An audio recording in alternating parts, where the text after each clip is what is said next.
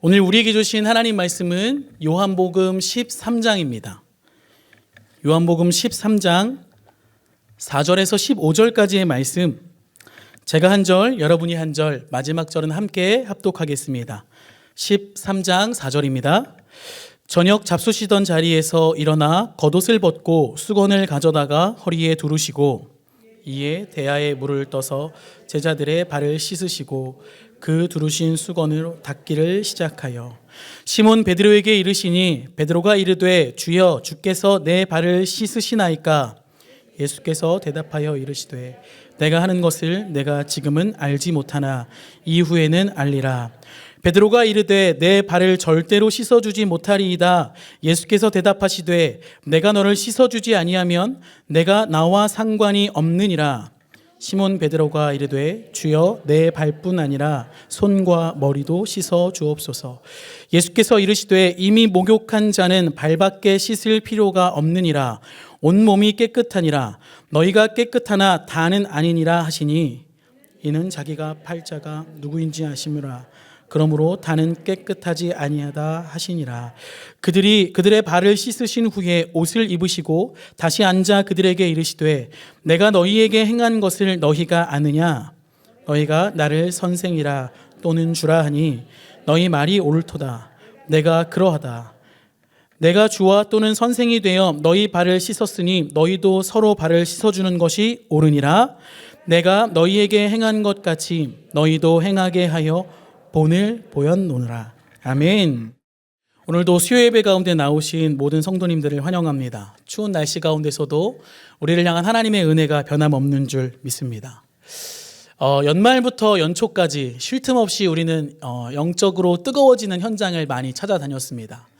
연말 금식 기도회부터 특별 새벽 기도회까지 하나님 앞에 우리의 간구를 어떻게 아뢰을 수 있을까, 또 하나님이 원하시는 간구는 무엇일까 하며 쉴 틈 없는 시간을 보냈는데요.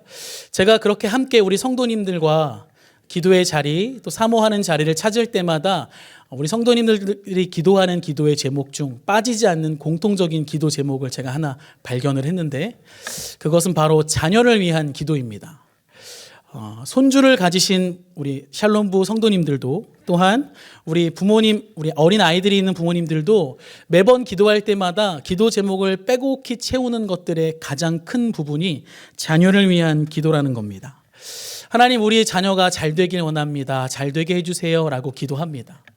물론 여기서 말하는 잘 되다라는 정의는 성공하다, 돈을 잘 번다 이런 것이 아니라 하나님의 뜻 안에서 자라고 신앙이 자라고 어두운 시대 가운데 하나님의 사람으로 살기를 소망합니다라는 간구가 들어있다는 것입니다.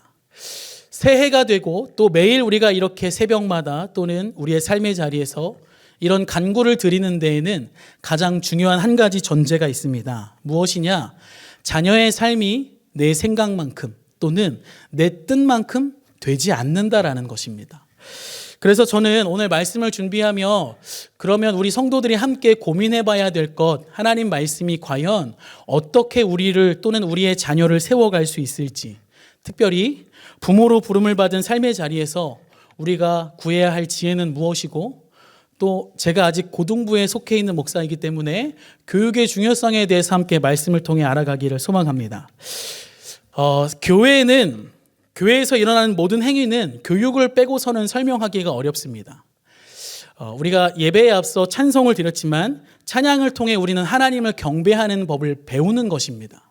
그리고 말씀을 통해 하나님의 뜻을 분별하는 법을 배웁니다. 하나님을 배우고 하나님을 알아갑니다.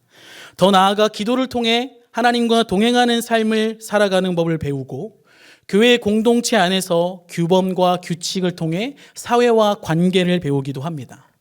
그러니까 제가 지금 성도님들께 강조하고 싶은 교육이라는 것은 교회 안에서 필수 불가결한 것입니다.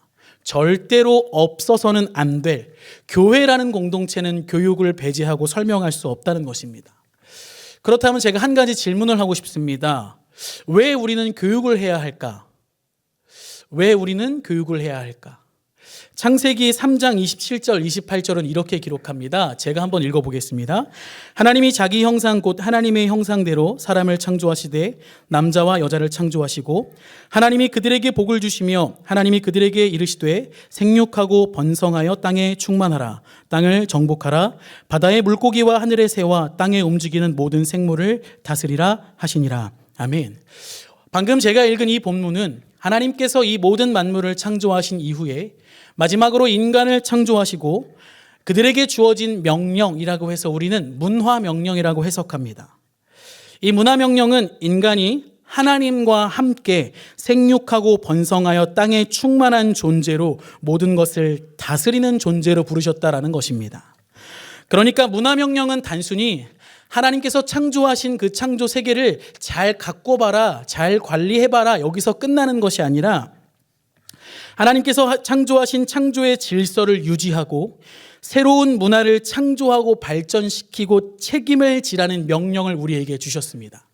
그리고 교육이라는 영역은 이 문화명령 안에 속한 것으로 인간이 문화, 예술, 기구, 사회적 구조 등을 창조하고 발전시키는 역할과 명령을 부여받았다는 것입니다.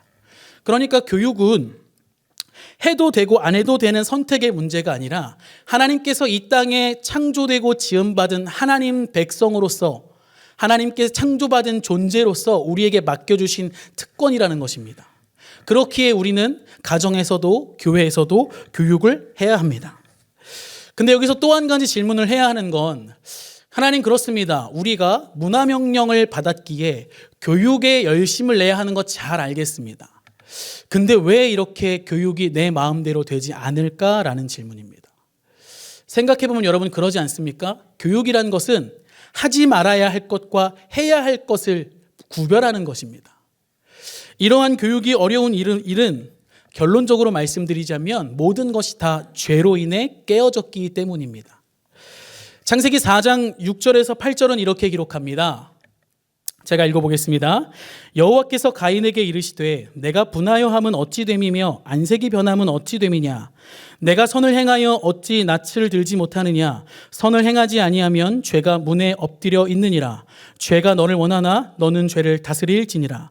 가인이 그의 아우 아벨에게 말하고 그들이 들에 있을 때에 가인이 그의 아우 아벨을 쳐 죽이니라. 아멘.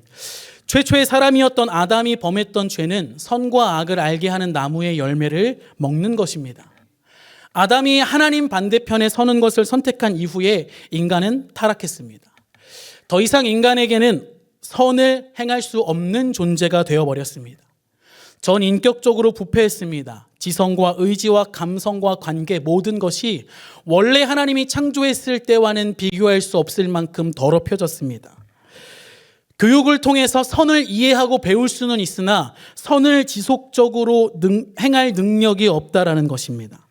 그 결과 어떤 일이 벌어졌냐? 아담과 하와에게서 난 가인과 아벨에게서 끔찍한 사건이 벌어졌다는 것입니다. 잘 생각해보면 그렇습니다. 아벨이 죽은 이유는 심플합니다. 하나님께서 가인의 제사를 받지 않고 아벨의 제사를 받았다는 이유로 가인이 화가 났기 때문입니다. 그런데 잘 생각해 보시면 아담은 가인에게 그렇게 교육하지 않았을 것입니다. 예를 들면 하나님께서 너의 예배를 받지 않으시거든, 그래서 너의 기분이 상하거든 언제든 너의 동생을 주먹으로 쳐라, 이렇게 말하지 않았을 것입니다. 분명 바른 길을 안내했을 거고 옳음을 가르쳤지만 죄로 타락한 우리는 선을 알매도 불구하고 행할 능력이 없다라는 것입니다. 그럼 이제부터 시작되는 본문을 통해 그렇다면 교육이 필요한 것도 알겠고 교육이 명령인 것도 알겠고 교육이 어려운 것도 알겠는 우리의 삶에 과연 어떻게 교육을 해야 할 것인가? 예수님이라면 어떻게 교육하셨을까? 오늘 말씀을 통해 알아가기를 소망합니다. 요한복음 13장은 예수님께서 저녁 식사 자리에서 제자들의 발을 닦아주는 장면을 기록합니다. 제자들의 더러운 발을 씻겨주심으로 겸손과 섬김을 가르쳐 주셨고 본질적으로는 죄를 깨닫게 하셨습니다. 죄를 씻어주게 하셨습니다. 첫 번째 우리가 기억해야 할 예수님의 교육 방법은요, 관계를 통한 교육입니다. 예수님은 요한복음 13장 1절에 이렇게 이야기합니다.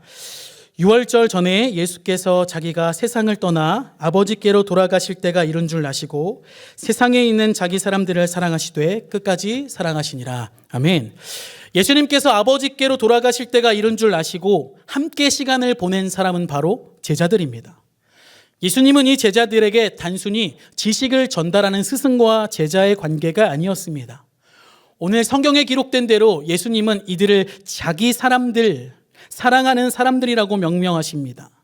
그리고 조금 더 13장을 면밀히 살펴보면 베드로와 예수님의 대화는 그 관계의 깊이를 보여줍니다. 우리 8절을 다 함께 한번 읽어볼까요? 8절입니다. 함께 읽겠습니다. 시작. 베드로가 이르되 내 발을 절대로 씻었지 못하리이다. 예수께서 대답하시되 내가 너를 씻어주니 아니하면 네가 나와 상관이 없느니라. 아멘. 발을 씻겨주겠다는 예수님의 청을 베드로는 한사코 거절합니다. 절대로 내 발을 씻을 수 없습니다. 예수님, 제 발을 씻을 수는 없습니다. 그때 예수님께서 이렇게 말씀하십니다. 베드로야, 내가 너를 씻어주지 아니하면 네가 나와 아무런 상관이 없단다. 베드로를 굴복시키고 오히려 한술 더 떠서 베드로로 하여금 주님, 그러면 제 손과 제 머리도 좀 씻겨주십시오라고 말하게 만들었던 예수님의 한마디는 어떤 대단한 지적인 이해와 동의를 구할 수 있는 지식이 아니라 예수님과 베드로의 관계, 내가 너에게 씻어주지 않으면, 내가 너를 씻어주지 않으면 너와 나는 더 이상 아무 관계가 없다라는 것입니다. 예수님과 제자들, 그리고 예수님과 오늘 우리는 관계 안에서 배우는 존재들입니다. 인격적인 관계 안에서의 배움과 자라남이 있을 수 있다는 것입니다. 종교개혁가 마틴 루터는 종교개혁을 단행하기 전 수도원에서 수도사 생활을 하게 됩니다. 루터는 수도원 생활을 하게 되며 자기의 죄를 보게 되고 심판의 하나님을 알게 되므로 날마다 괴로움과 죄책감, 두려움에 시달립니다. 그가 이토록 두려워하고 죄책감에 시달렸던 이유는 자기가 너무나도 죄인이고 이런 죄인이 어떻게 구원을 받을 수 있을까라는 마음에 몸부림칩니다.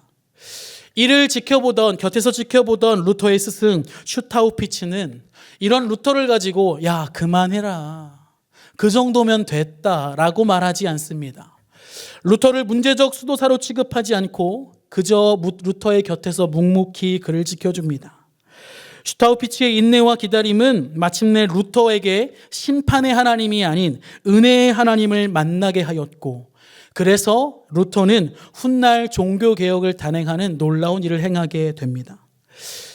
예수님이 보여주신 교육, 그래서 오늘 우리가 마음에 새겨야 할 교육은 관계 안에서 일어나는 교육입니다.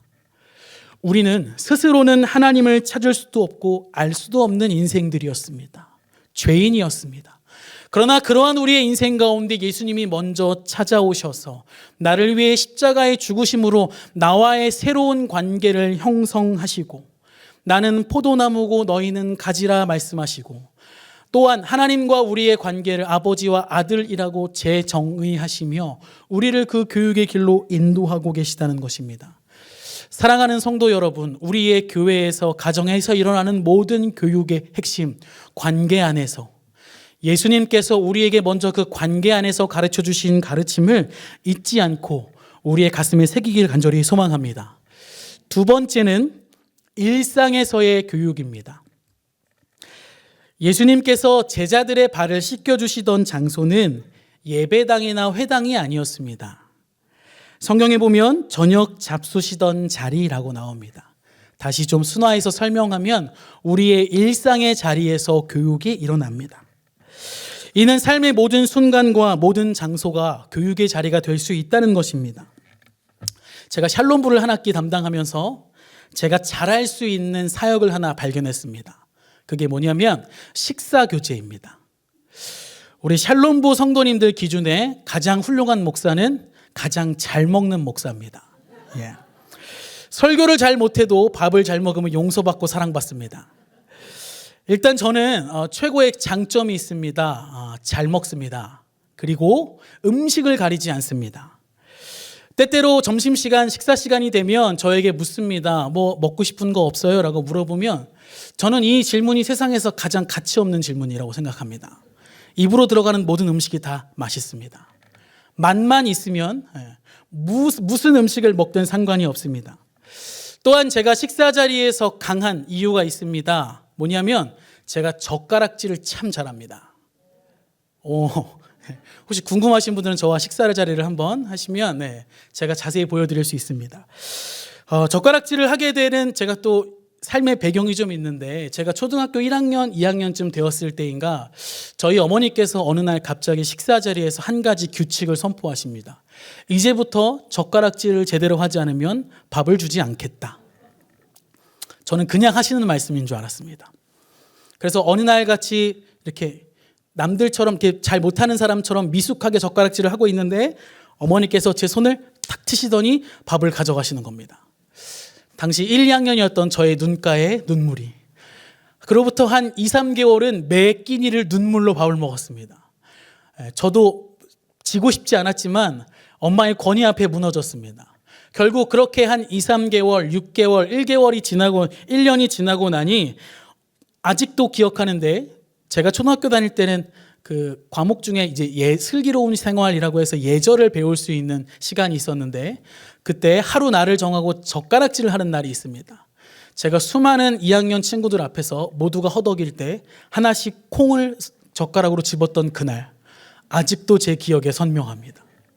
제가 이런 말씀을 드리는 이유는 우리의 교육은 일상에서 일어난다라는 것입니다. 특별한 날을 정하고 특별한 장소에 모여서 특별한 내용을 가르쳐야만 교육이 아닙니다.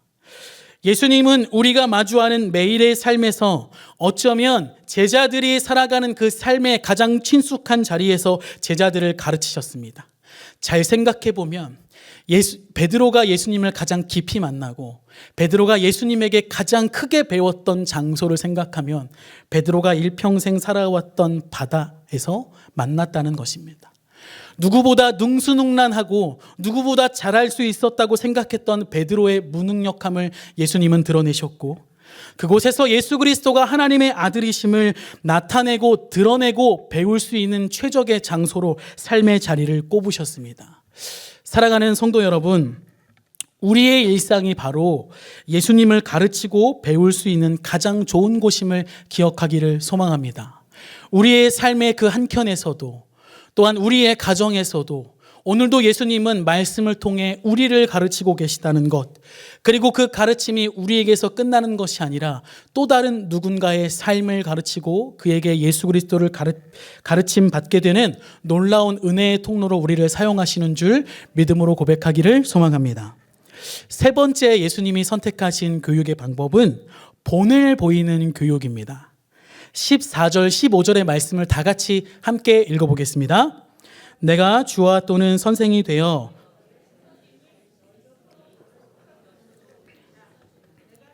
내가 너희에게 행한 것 같이 너희도 행하게 하려 하여 본을 보였노라. 아멘.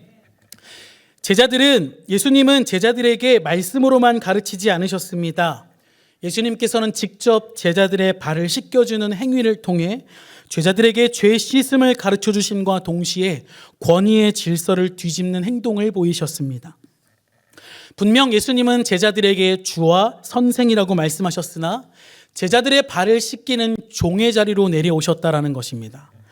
더 나아가 제자들에게 말씀하셨듯 너희도 서로의 발을 씻어주는 것이 옳다. 베드로야, 네가 지금부터 요한의 발을 좀 닦아볼래? 라고 말씀하지 않으셨습니다. 죄를 씻어주고 서로의 허물을 덮어주려면, 그래서 섬김을 배우려면 서로의 발을 씻어줘야 돼 라고 말씀하지 않으셨습니다. 직접 제자들 앞에 무릎을 꿇고 그들의 발을 닦아주며 먼저 보여주시고 모델링 하심으로 제자들에게 그 본질을 깨우쳐 주셨다라는 것입니다. 본을 보이는 교육의 효과는 또 제가 기가 막히게 요즘 체험을 하고 있는데, 저희 집에 큰애가 4살이 되었을 때쯤입니다. 소위 말하는 이제 미운 4살이었을 때 모든 주어가 내가, 이거 내가, 이거 내가, 심지어는 차에 태워놔도 그래서 내가 다시 내려놓고 또 탈 때까지 기다려주고, 우리 아이가 그때 고집을 너무 부려서 한 번은 이 고집을 꺾어야겠다라는 부모로서의 어떤 사명감, 그렇죠? 사명감이 불탔습니다. 그리고 그날도 몇 번을 경고했지만 듣지 않는 제 아이를 엄한 목소리로 이리 오세요 하고 방으로 데려갔습니다. 네, 일단 구별된 장소로 불렀다는 것, 분위기가 심상치 않다는 것을 아들이 느꼈습니다. 근데 그 아이가 그냥 제가 그렇게 교육하지 않고 집에 있는 구두주걱, 이만한 구두주걱을 들고 갔습니다. 오해하지 마십시오. 때리지 않았습니다. 이걸 들고 말 듣지 않으면 발바닥 맞을 거예요. 아이가 알아들었을까요? 못 알아듣습니다. 그래서 제가 요 구두주걱을 가지고 발바닥에 이렇게 대니까 말 안 들으면 이렇게 할 거야 했더니 갑자기 그 아이가 말을 알아들었는지 네 이러고 나왔습니다. 가정에서의 교육이 순조리 이루어졌다는 만족감에 가득 찼습니다. 그리고 어느 날 또 평범한 하루를 보내던 날 집안에 빨래가 어질러져 있어서 제가 이걸 보고 당연히 제 아들이 했을 거라고 생각하고 이거 누가 그랬어요? 라고 말했더니 제 아들이 저에게 저벅저벅 걸어오더니 제 귀에 이렇게 얘기했습니다. 엄마가 그랬어요. 그래서 제가 고민했습니다. 아 그렇구나. 그때 이제 아들이 거기서 끝나지 않고 손으로 방을 가리키며 제가 그래서 이건 해야 되는 거구나 싶어서 엄마 들어오세요 하고 들어왔습니다. 그래서 문을 닫고 아이의 이런 생각과 말투가 너무 웃겨서 키득키득 대고 있는데 문이 갑자기 열립니다. 그런데 제 아들이 뭘 줬는지 아십니까? 구두주걱을 주기 시작합니다. 제가 그때 알았습니다. 본을 보이는 교육이 이거구나. 제가 그 이후로는 제 아들을 방에 데려가지 않습니다. 구두주걱을 몸에 대지 않습니다. 이렇게 하면 이렇게 하는 거구나 라는 것을 누구보다 빨리 제 아이가 깨달았기 때문입니다. 예수 그리스도는 제자들에게 삶의 방식을 따르며 살아갈 것을 가르치십니다. 그러나 아까 말씀드렸지만 수직적 관계에서가 아니라 수평적 관계에서 직접 보여주시며 가르쳐 주셨다는 것입니다. 베드로전서 2장 21절에는 이렇게 기록합니다. 다 같이 한번 읽어볼까요? 이를 위하여 너희가 부르심을 받았으니 그리스도도 너희를 위하여 고난을 받으사 너희에게 본을 끼쳐 그 자취를 따라오게 하려 하셨느니라. 아멘. 예수 그리스도는 우리를 위하여 고난을 받으심으로 우리에게 본을 보이셨습니다. 단순히 제자들에게 발을 씻어주는 것만이 아니라 순종의 방식으로 우리에게 십자가를 일방적으로 말로 가르치는 것이 아니라 우리의 본이 되어 주셔서 먼저 십자가의 죽으심으로 우리를 그 영광의 자리로 초대하고 계시다는 것입니다. 우리가 지어야 할 십자가의 본이 무엇인지 예수님이 먼저 보여주셨다는 것입니다. 저는 수련회 신청 기간이 되면 날마다 항상 기도하는 것이 있습니다. 하나님, 우리 고등부 수련회 가려고 하는데 우리 엄마 아빠들이 믿음으로 좀 결단하기를 원합니다. 이 금, 토, 일 3일 때문에 이 학원 빠져서 우리 아이 성적 떨어질까 봐 고민하고 염려하는 부모가 아니라 믿음으로 결단하는 부모, 이 3일을 드리는 걸 아까워하지 않고 내 자녀의 일생을 드리는 것을 아까워하지 않는 부모들이 되기를 간절히 원합니다라고 기도합니다. 그러나 때마다 너무 안타까운 것은 이런 믿음의 본을 보이는 부모들의 모습이 잘 나타나지 않는다는 것입니다. 사랑하는 성도 여러분, 예수님은 먼저 본을 보여주시고 우리 가운데 그 영광의 일로 초대하십니다. 우리 또한 삶의 자리에서 십자가를 따라가는 믿음을 고백하는 성도라면 머리로 이해하고 지식으로 전하는 예수 그리스도가 아니라 오늘도 내 한복판에 인간의 몸을 입고 찾아오신 예수 그리스도, 그가 보여주신 십자가의 본을 우리도 보이며 살아가기를 소망합니다. 말로만 전하는 기독교가 아니라, 입으로만 증거하는 기독교가 아니라 나의 삶의 걸음이, 나의 삶의 흔적이 믿음의 본을 보임으로 우리에게 주어진 삶의 자리가 그리스도의 영광을 드러내는 귀한 삶이 되기를 소망합니다. 마지막입니다. 마지막은 새로운 문화를 만드는 교육입니다. 예수님은 기존의 문화를 따르지 않고 새로운 문화를 만드시는 분입니다. 식사 자리에서 발을 씻겨주는 것은 종이 주인을 섬기는 풍습 가운데 하나입니다. 그러나 선생 또는 주인이 제자들의 발을 씻겨준다는 것은 당시 사회적 통념과 전통적 질서 안에서 상상할 수 없는 일입니다. 제가 가장 좋아하는 기독교 교육가가 한 명 있습니다. 네, 여러분 잘 아시는 분인데 도산 안창호 선생입니다. 우리가 예배하는 이 홀 도산홀인데요. 일제강점기 시절 도산 안창호 선생은 미국 유학길에 오릅니다. 미국인들을 통해서 조금 더 많이 배우고 우리의 교육을 일깨워서 우리가 한국의 어떠한 대한민국의 자유와 대한민국의 발전을 위해 이바지하고 기여해야겠다라는 마음으로 유학길에 오릅니다. 그런데 미국 본토에 가보니 한국 이민자들에 대한 평가가 좋지 않았다는 것입니다. 한국인은 게으르다. 한국인은 약속을 지키지 않는다. 시간 개념이 없다. 한국인은 지저분하다 등등. 이를 안타깝게 여긴 도산은 가장 먼저 한 것은 한국인들의 삶의 문화를 바꾸는 것이었습니다. 모여있는 이민자들에게 이렇게 말합니다. 이제부터는 시간을 지키십시오. 여러분의 용모를 단정하게 하십시오. 잘 씻으십시오. 여러분이 약속한 것은 지키십시오라고 말하기 시작합니다. 공동체적 책임의식을 키우고 성실한 노동의 모습을 갖추도록 요구합니다. 도산은 단순히 이러한 지식적인 면모만을 주장하는 사상가나 계몽가가 아니었습니다. 그는 그들의 삶의 문화를 바꾸기 시작하였고 라이프 스타일을 바꾸기 시작했습니다. 예수님도 마찬가지로, 아니 어쩌면 더 먼저 제자들에게 기존의 문화를 타파하고 새로운 문화를 만들고 제시하셨습니다. 안식일의 규례를 넘어 병든 자를 고치시고 새로운 문화를 보여주셨습니다. 아무도 상종하지 않았던 사마리아 여인에게 다가가셔서 말을 거시고, 예수님의 공생의 3년의 기간은 남성 우월주의, 엘리트주의를 타파하기 위해 늘 연약한 자들, 고아와 과부와 객, 이방인들에게 다가가 손을 내미셨다라는 것입니다. 사랑하는 여러분, 아무도 시도하지 않았던 새로운 문화를 만드는 교육을 예수님께서 보여주셨습니다. 모두가 예수님을 유대인의 왕으로 여겼고 섬겼지만 예수님께서 선택하신 새로운 방법은 십자가의 죽음으로 말미암아 승리하고 모두가 절망이라고 말하는 그 죽음 이후에 부활이라는 소망을 우리에게 보여주셨다라는 것입니다. 예수님의 이런 가르침은 기존의 전통적 질서의 균열을 내기 시작했습니다. 사랑하는 여러분, 기존의 틀을 바꾸는 일은 불편한 일입니다. 그러나 교육은 어떻게 일어나느냐? 기존의 것을 유지하세요가 교육이 아니라 기존의 틀 안에서 우리가 새롭게 만들고 점검해야 할 것이 무엇인가를 점검하는 교육을 우리에게 필요하다라고 말씀하고 계시다는 것입니다. 사랑하는 여러분, 간절히 바라고 소망하는 것은 새로운 문화를 만들어가는 것을 주저하지 않으셨던 예수 그리스도의 가르침과 그 담대함이 우리 삶 깊은 곳에 은혜의 흔적으로 새겨져서 불합리하고 아무도 말하지 않는 그곳 가운데 옳지 않습니다, 하나님의 정의에 부합하지 않습니다라고 외치는 귀한 모두가 되기를 주 예수 그리스도 이름으로 축원합니다. 말씀을 맺고자 합니다. 저는 앞서서 교육의 필요성과 그럼에도 불구하고 교육이 이루어지지 않는 이유에 대해서 말씀드렸고, 예수님이 선택하신 교육적 모델 4가지를 설명했습니다. 관계를 통한 교육, 일상에서의 교육, 본을 보이는 교육, 새로운 문화를 만드는 교육입니다. 그럼 제가 마지막에 또 한 가지 질문으로 말씀을 맺으려고 하는데요.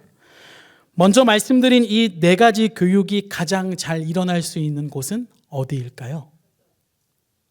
그렇습니다. 가정입니다.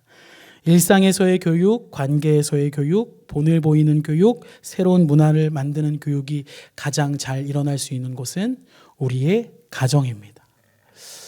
그러나 안타깝게도 오늘날 현대사회를 보면 이 교육을 과연 누가 담당하고 있는가?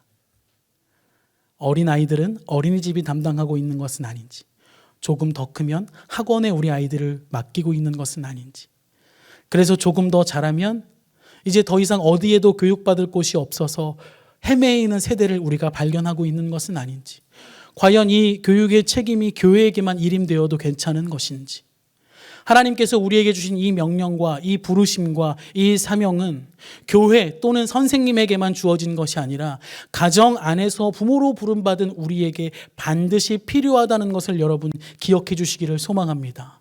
그래서 여러분, 오늘 내가 만들어야 할 새로운 문화는 무엇인가? 내가 오늘 우리의 자녀와의 관계 안에서 형성해야 할 교육은 무엇인가? 내가 먼저 본을 보여야 하는 교육은 무엇인가?